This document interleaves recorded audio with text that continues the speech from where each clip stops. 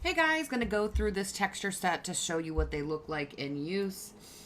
If you need help with extraction or anything like that, you can look on my YouTube channel, and there's plenty of free videos, as well as my educational group on Facebook. I'll link it below. This is just to show you how these textures look in use. So usually I'll place mine in soft light mode, but you can play with the different blend modes depending on what you want. And I'll generally bring my opacity down just a bit. You can add adjustment layers to these, such as clipping a curves layer if you want to lighten it, or if you want to add a little bit of matte. So here we go.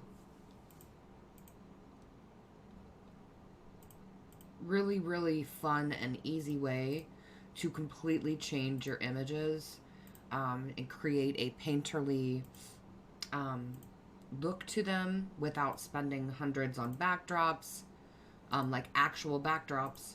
You can just pop a digital in, and the best part is you don't have to just settle on one.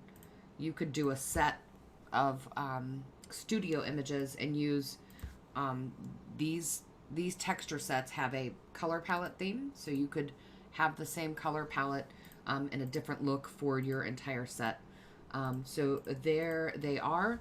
Again, I will link this product below. I have hundreds and hundreds of textures, so if you're a texture fan like me, go through and take a look at all of them. I have Old Master Painterly. I have just Renaissance painting, textures, grunge, you name it, it's there. So hop on and check it out. And until next time, stay enchanted.